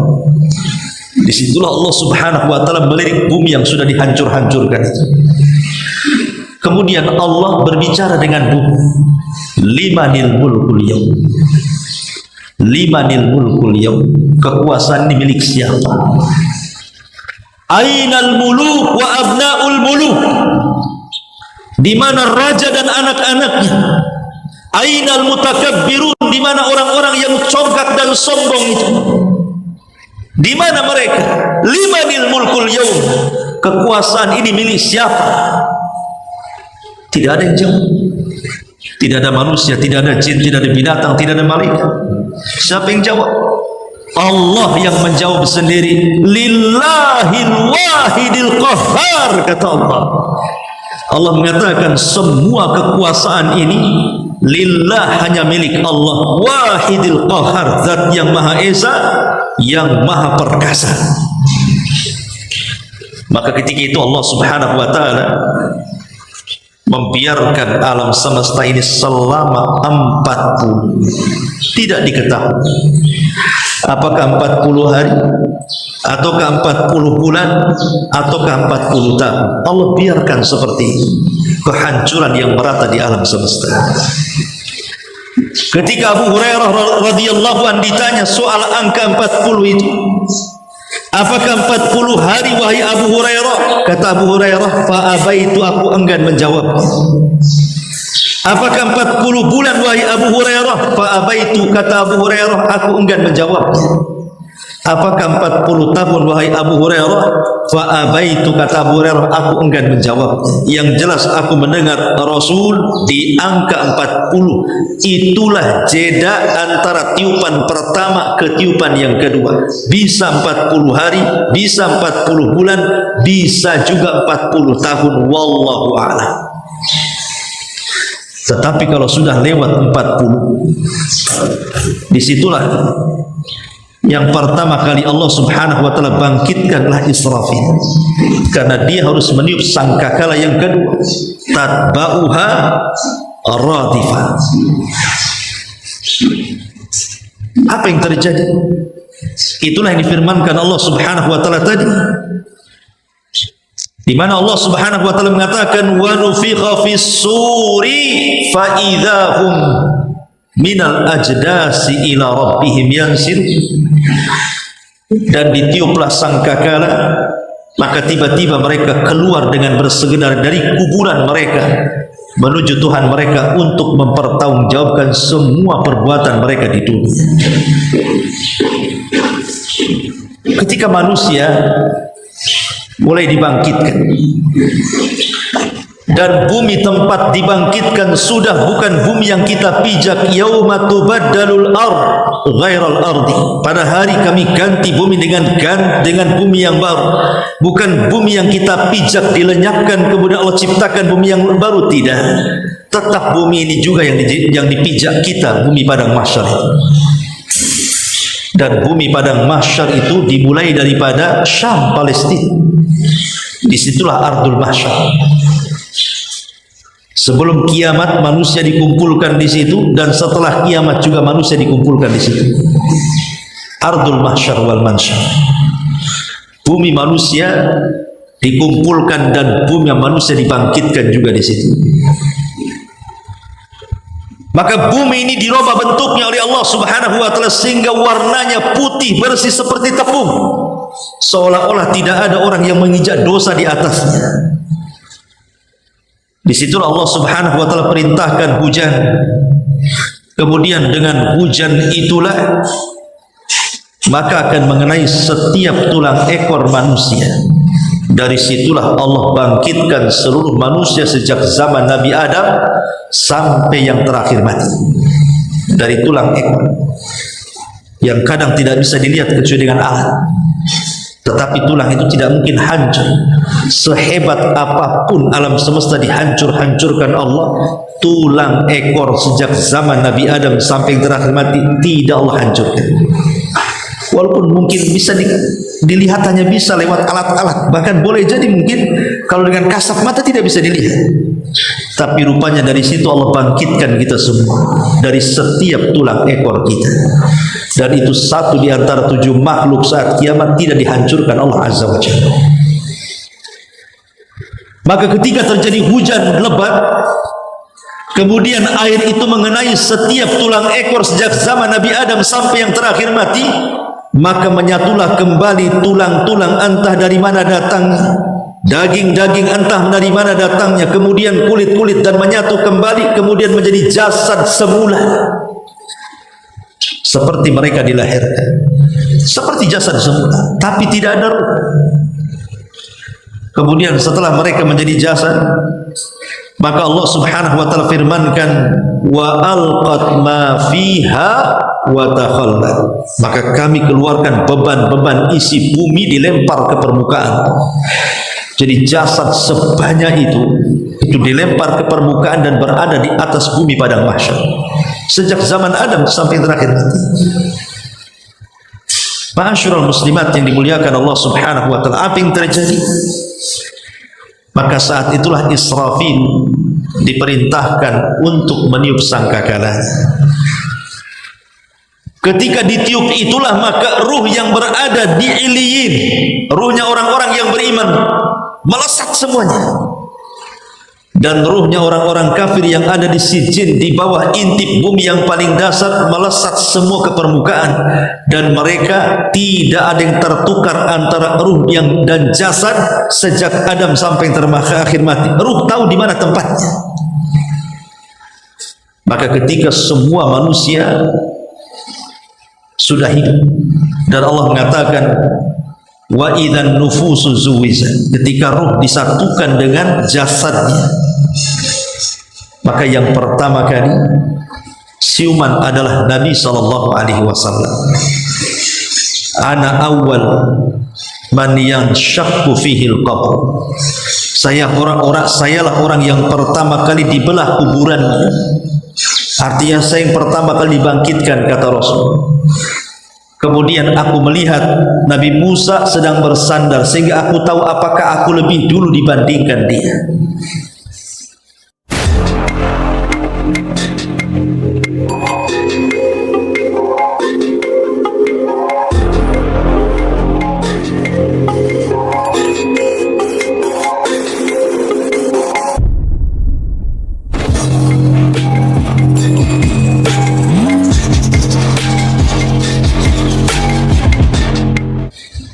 Dan yang pertama kali diberikan pakaian dari sutra adalah Nabiullah Ibrahim alaihi salatu wassalam, karena dia orang yang pertama kali membuka bajunya di dunia dalam rangka fisabilillah saat dibakar di depan Namrud. Ibrahim dibuka pakaiannya, kemudian dilempar ke dalam api. Maka pada hari kiamat dia yang pertama kali pakaikan pakaian sutra, baru yang lainnya. Ma'asyiral muslimat yang dimuliakan Allah Subhanahu wa taala, Abu Hurairah radhiyallahu anhu meriwayatkan sebuah hadis bahwa manusia pada hari kiamat akan dikumpulkan menjadi 3 kelompok. Manusia pada hari kiamat akan dikumpulkan menjadi 3 kelompok. Kelompok yang pertama musyatun, orang-orang yang berjalan. Kelompok yang kedua rukbanun, orang-orang yang berkendaraan.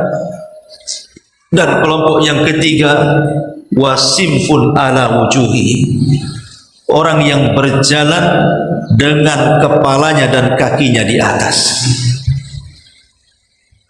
Ada orang yang berjalan dengan kaki, ada orang berjalan dengan kendaraan, dan ada orang yang berjalan dengan kepala, kakinya di atas.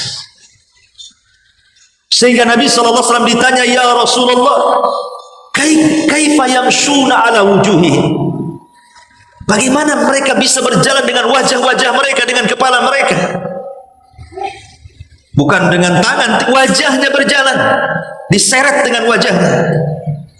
Seperti kita lihat cacing yang menyeret badannya tanpa kaki, begitulah dia berjalan dengan wajahnya diseret, kakinya di atas. Sehingga Rasul ditanya, kok bisa ya Rasulullah, kok ada orang yang berjalan di atas wajah-wajah mereka ini?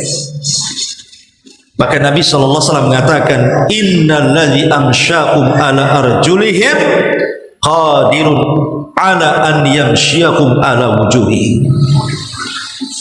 Zat yang telah memperjalankan engkau di dunia dengan kedua kaki, dia sanggup juga di akhirat memperjalankan manusia dengan wajah mereka. Itulah jawaban Nabi SAW. Ma'asyiral muslimin, muslimat yang dimuliakan Allah Subhanahu wa taala. Ketika manusia dibangkitkan, Nabi SAW bersabda dari hadis Aisyah ummul mukminin radhiyallahu anha. Kata Aisyah radhiyallahu anha, yuhsyarun nas yaumal qiyamati khufatan uratan ghurlan, wa fi riwayati buhman. Manusia akan dikumpulkan dan dibangkitkan dalam kondisi telanjang, tanpa berpakaian, tanpa beralas kaki, khufatan, tidak beralas kaki, kemudian uratan, tanpa pakaian sehelai di badan, ghurlan, dan kembali tidak dikhitan. Artinya kulit yang pernah dibuang akan dikembalikan, karena kulit itu akan jadi saksi di hadapan Allah, sehingga tidak boleh ada yang kurang dalam badan kita. Maka dikembalikan. Yang sudah dikhitan dikembalikan supaya menjadi saksi, harus lengkap di hadapan Allah. Ma'asyiral muslimat yang dimuliakan Allah, dalam riwayat Buhman, tanpa membawa harta satu pun di badan. Kalau sudah seperti ini, apa yang disombongkan? Karena semua dibangkitkan sama. Tidak presidennya, tidak menterinya, tidak pejabatnya, tidak juga rakyatnya, tidak orang kayanya, tidak orang miskinnya, tidak laki-lakinya, tidak perempuannya. Semua dibangkitkan sama, tanpa sandal, tanpa pakaian, tidak dikhitan, dan tidak membawa harta di badan. Lalu apa yang disombongkan di hadapan Allah Azza wa Jalla? Sehingga Aisyah radhiyallahu anha yang memiliki sifat malu yang luar biasa bertanya kepada Nabi SAW, ya Rasulullah, kalau semua orang telanjang nampak aurat satu dengan yang lainnya, malulah kami wanita, aurat kami akan dipandang oleh laki-laki. Tapi Nabi SAW mengatakan, ya Aisyah, al-amru yawma idin syadid. Perkaranya tidak bisa kubayangkan, wahai Aisyah. Perkaranya dahsyat. Tak mungkin orang memandang satu dengan yang lain. Ma'asyiral muslimat yang dimuliakan Allah Subhanahu wa taala, ketika manusia dibangkitkan pada hari kiamat, maka kondisi mereka seperti dua binatang yang disebutkan dalam Quran.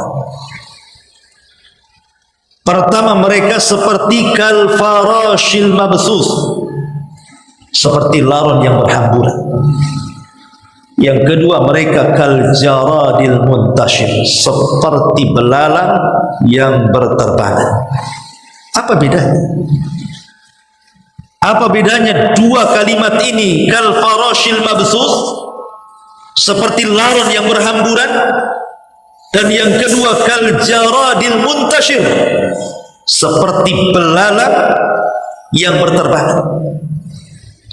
Ada sebagian ahli tafsir mengatakan, ada yang mengatakan dua-duanya sama, untuk menunjukkan bahwa betapa bingungnya manusia saat dibangkitkan sehingga mereka harus lari ke sana, lari ke sini. Tapi ada yang membedakan. Adapun ketika Allah menyebutkan dalam surah Al-Qari'ah kal farashil mabsus, seperti laron yang berhamburan, itu di awal kebangkitan. Jadi awal dibangkitkan manusia kondisinya seperti laron. Lihat laron. Laron itu kalau ada cahaya, maka semua akan terbang menuju cahaya, dan mereka akan saling tubruk satu dengan yang lainnya tanpa peduli kawan-kawannya. Begitulah kondisinya.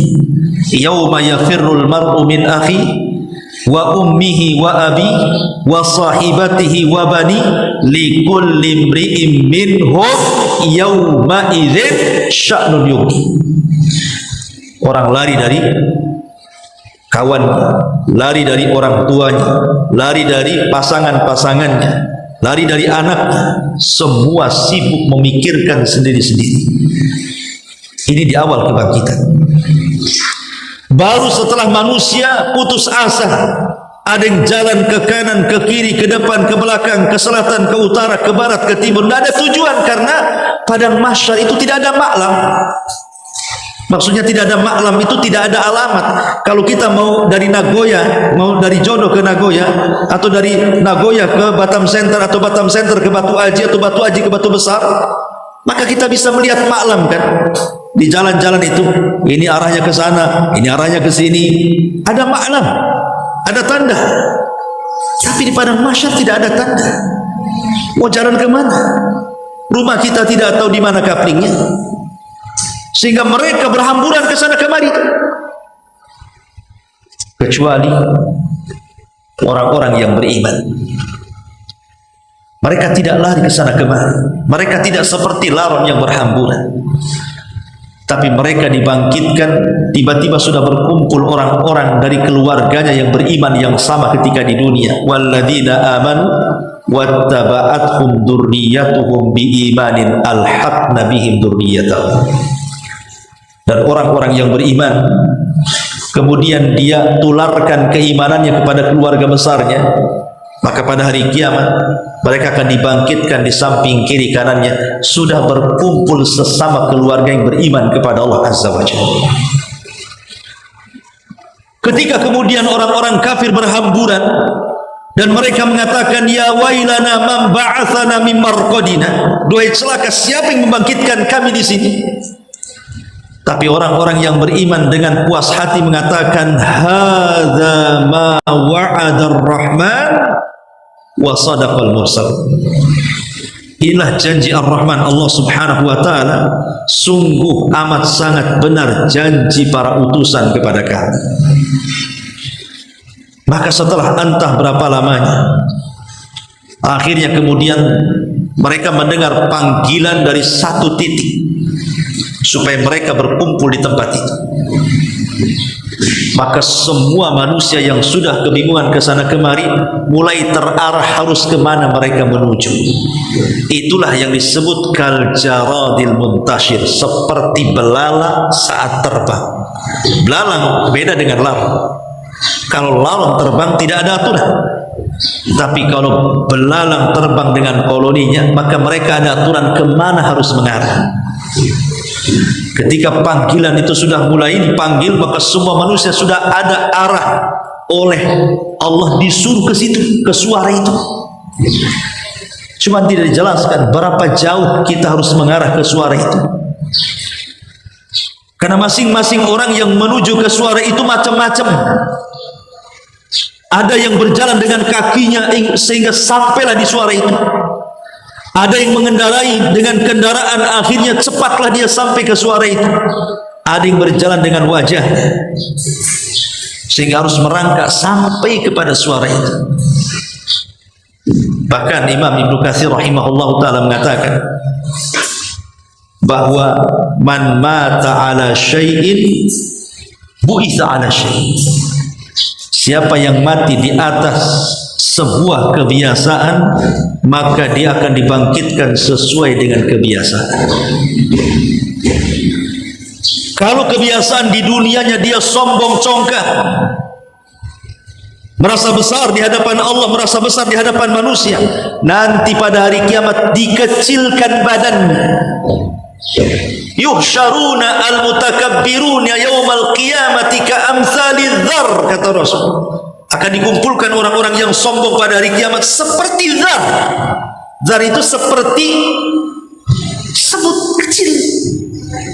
Sementara dia harus berjalan ke tempat panggilan itu, dia harus tersiap-siap dengan orang yang besar-besar. Kapan sampainya? Ada orang yang kemudian dibangkitkan sementara tidak ada daging melekat di wajah. Mereka lah orang-orang yang ketika di dunia suka meminta-minta, tanpa ada alasan yang benar dia meminta-minta. Bahkan pada hari kiamat Ada orang yang berjalan pincang seperti orang yang berpoligami dan tidak adik. Pincang jalan, miring. Kapan sampai?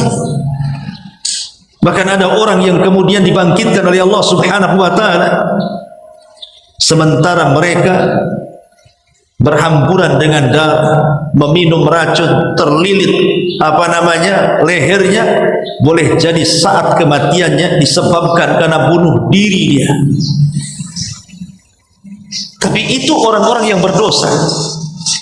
Maka orang-orang yang beriman pun sama.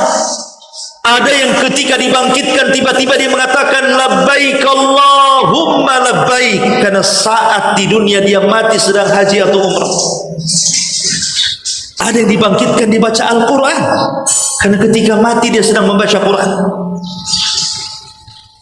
Ada yang dibangkitkan sedang berzikir lisannya, karena ketika dia mati di atas zikir kepada Allah Azza wa Jalla. Maka orang dibangkitkan itu sesuai dengan kematian. Dan ketika itu ma'asyiral muslimat yang dimuliakan Allah Subhanahu wa taala, kondisi manusia terbagi menjadi 5 kelompok. Manusia akan terbagi menjadi 5 kelompok. Yang pertama ashabul faqr. Siapa ashabul faqr? Orang-orang yang hidup di antara 2 nabi. Nabi pertama sudah hilang ajarannya, nabi kedua pula belum muncul pula ajarannya, sehingga dia tidak mendapatkan ajaran nabi lama dan tidak mendapatkan ajaran nabi baru karena mati sebelum diutus, tidak tahu syariat. Atau boleh juga dikiaskan orang-orang yang hidup dalam hutan belantara, tidak ada ustaz, tidak ada kiai, tidak ada tuan guru, tidak ada syekh, tidak ada ulama yang masuk ke hutan untuk menyampaikan Islam. Mereka hanya tahu agama moyang mereka saja. Itulah ashabul faqr. Maka ashabul faqr akan dikumpulkan di Arasat, tempat yang sangat padang sekali. Kemudian mereka akan diuji oleh Allah Subhanahu wa taala dengan api. Siapa yang masuk ke dalam api itu, maka dia masuk ke dalam sorga. Dan siapa yang tidak mau masuk ke dalam api itu, Allah masukkan ke neraka. Apakah dikekalkan dalamnya? Wallahu a'lam. Kemudian yang kedua, selain ashabul fatrah, mereka adalah orang-orang yang mati sebelum balik. Bayi-bayi. Boleh jadi mungkin baru lahir dia meninggal, baru usia 5 tahun dia meninggal. Seperti hari ini, lihat bagaimana anak-anak kecil yang belum balik dibombardir di Palestina oleh Israel. Anak-anak kecil tidak berdosa, mereka harus mati. Bayangkan ibu-ibu mereka merasa rumah sakit itu tempat yang aman. Akhirnya anak-anak mereka dititipkan rumah sakit, tiba-tiba dibom pula rumah sakit itu. Bayangkan anak-anak kecil bergelimpangan nyawa. Dan pada hari kiamat, di mana mereka? Ada yang mengatakan bahwa tergantung orang tuanya. Kalau orang tuanya beriman, maka akan disertakan dengan orang-orang yang beriman. Kalau orang tuanya kafir, maka akan disertakan dengan kekafiran. Tapi pendapat yang kuat tidak. Anak-anak yang belum balik dari kalangan orang kafir ataupun anak orang-orang yang beriman, maka mereka akan Allah Subhanahu wa taala masukkan ke dalam surga. Walaupun kemudian menjadi perselisihan para ulama tentang anak-anak kecil. Ada yang mengatakan mereka di surga. Ada yang mengatakan mereka digabungkan dengan ashabul a'raf yang berada di antara neraka dan surga itu. Ada juga yang mengatakan tergantung bapak-bapaknya. Kalau bapaknya kafir ya di neraka, kalau bapaknya di surga dia masuk surga. Ada juga ulama mengatakan tawakuf, tidak mau komentar. Ada juga yang mengatakan mereka akan menjadi para pembantu di surga. Ada yang mengatakan mereka akan diuji juga di akhirat. Maka siapa yang taat kepada Allah masuk surga, dan siapa yang taat kepada bermaksiat kepada Allah, maka dia masuk neraka. Dan inilah pendapat yang banyak dikuatkan para ulama. Wa huwa qaulun mu'dham. ahli sunnati wal jamaah, seperti pendapat Abul Hasan al-Ash'ari dan yang lain. Tetapi wallahu alam, al-Imam An-Nawawi rahimahullahu ta'ala, mereka atau dia mengatakan bahwa beliau tawakuf. Yang jelas bahwa Imam Nawawi mengatakan wasalis wa huwa sahih alladhi dhahaba ilaihi al-muhaqqiqun. Pendapat yang ketiga maksudnya pendapat yang masuk dalam surga. Jadi mereka semua bayi-bayi itu, baik bayinya orang kafir atau bayinya orang yang beriman, semuanya akan masuk ke dalam surga. Berdasarkan hadis Ibrahim, ketika Rasul melihat Ibrahim dalam peristiwa Mi'raj, di sekeliling Ibrahim banyak anak-anak kan? Banyak anak kecil, ya. Kemudian Nabi SAW melihat itu.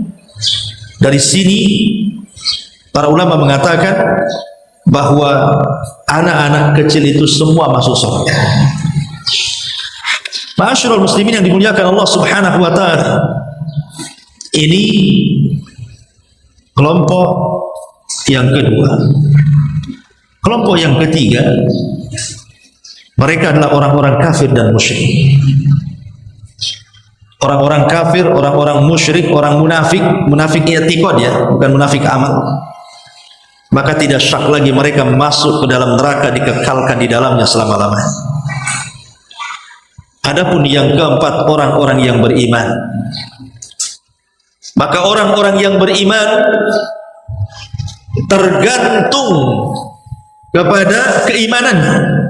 Ada yang masuk surga awaliyah, mereka masuk surga tanpa hisab dan adab karena punya kesempurnaan tauhid. Tapi ada yang masuk surga belakangan karena dia harus masuk neraka dan dibersihkan dosa-dosanya, dan semuanya di bawah kehendak Allah Subhanahu wa taala. Kemudian yang terakhir, yang kelima, binatang. Binatang akan dikumpulkan di sebuah tempat yang sangat padang, disaksikan mukmin dan kafir dan seluruh manusia sejak zaman Nabi Adam sampai yang terakhir mati. Kemudian mereka dihisab. Sampai binatang yang bertanduk akan dipindahkan tanduknya kepada binatang yang tidak bertanduk. Kemudian Allah mengatakan, tanduklah dia sebanyak dia menanduk kamu. Terjadi keadilan. Maka ketika semua manusia, binatang terjadi kisah satu dengan yang lain, bentuk hisab dan keadaan Allah, tiba-tiba Allah mengatakan, kuni turaba, jadilah kalian tanah. Binatang tidak diazab, binatang itu hanya dihisab saja. Mereka jadi tanah. Maka orang-orang kafir ketika melihat binatang jadi tanah, mereka pun mengatakan, ya laitani kuntu turaba. Duhai kiranya aku pun jadi tanah seperti binatang itu. Ma'asyiral muslimat yang dimuliakan Allah Subhanahu wa taala. Manusia ketika di padang mahsyar ada beberapa kekhususan. Kekhususan yang merupakan manusia-manusia yang ada di padang mahsyar. Yang pertama, tadi sudah dijelaskan, mereka tidak berpakaian, tidak dikhitan, tidak beralaskan sandal, dan tidak membawa harta di badan. Yang kedua, wajah-wajah mereka tertunduk. Wa'anatil wujuh lil hayyil qayyum wa qad khaba man hamala dhulma. Semua wajah tertunduk di hadapan Allah yang maha hidup lagi maha mengurus makhluk-makhluknya. Sungguh rugi orang yang membawa kezaliman saat itu.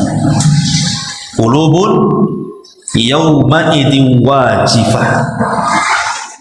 Hati manusia pada hari itu sangat takut, wajifah. Yang ketiga, mereka tidak ada yang bicara, satu pun tidak ada yang bicara. Karena Allah yang mengatakan, hadza yaumul la yantiqun wa la yu'dzanu lahum faya'tadzirun.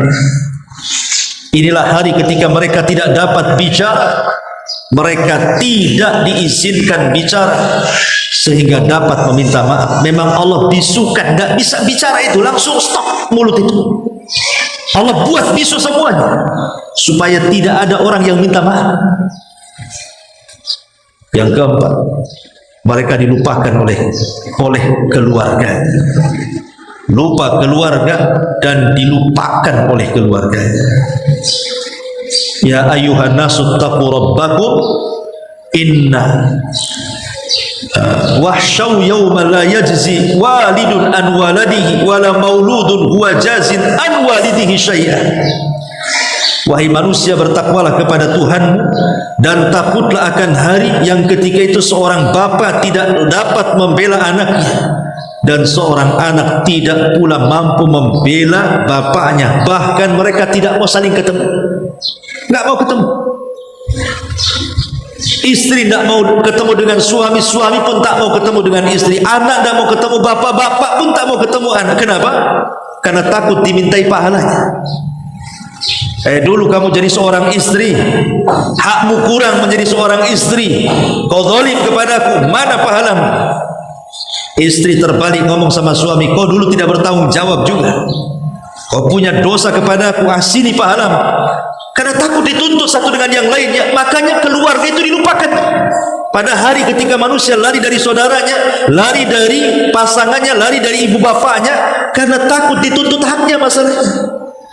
Lah hari itu manusia tidak mau ketemu orang, dan itu khususan di padang mahsyar, dan kondisi mereka berlutut di hadapan Allah. Wa tara kullu ummatin jathiyah. Pada hari itu engkau lihat setiap umat berlutut kepada Allah Subhanahu wa ta'ala. Dan kita bisa bayangkan, matahari didekatkan 1 mil di atas kepala, kemudian keringat bercucuran sampai 70 hasta keringat itu. 70 hasta. Jadi keringat yang kita keluarkan itu dimakan oleh bumi sampai bumi pun kemudian sudah tidak ada lagi yang bisa diserapnya. Akhirnya kemudian keringat itu terpaksa kemudian mengalir di atas bumi sepanjang 70 hasta. Yang kalau perahu dijalankan bisa jalan di atasnya. Maka manusia kepanasan ketika itu. Sehingga Allah Rasulullah SAW mengatakan tudna syamsu yaumal qiyam. Pada hari kiamat matahari didekatkan jaraknya terhadap makhluknya hingga tinggal 1 mil. Perawi hadis sampai khilaf apa yang dimaksud mil dalam hadis ini. Ada yang mengatakan mil itu jarak, ada yang mengatakan mil itu alat untuk bercelak. Gagangnya celak itu disebut mil dalam bahasa Arab. Kalau seandainya mil itu maksudnya gagang celak, berarti persis 1 jengkal di atas kepala. Tapi kalau dimaksud mil itu jarak, berarti masih jauh. Tapi di dunia saja, Bu, kalau seandainya matahari keluar dari garis edarnya, sedikit saja mendekati bumi, bumi sudah terbakar. Kalau matahari menjauh dari bumi, maka bumi akan beku. Makanya Allah letakkan di porosnya. Bagaimana kalau matahari di atas kepala? Luar biasa. Tapi ada orang-orang yang mendapatkan naungan dari panasnya matahari. Yaumala sab'atun yudhilluhumullahu fi dhillihi yawma la dhilla illa dhillu. Ada orang-orang yang akan mendapatkan naungan, tidak akan kepanasan dengan matahari, karena dia mendapatkan naungan arsy Allah Subhanahu wa ta'ala. Dan mereka ada disebutkan kelompok-kelompoknya 7 kelompok.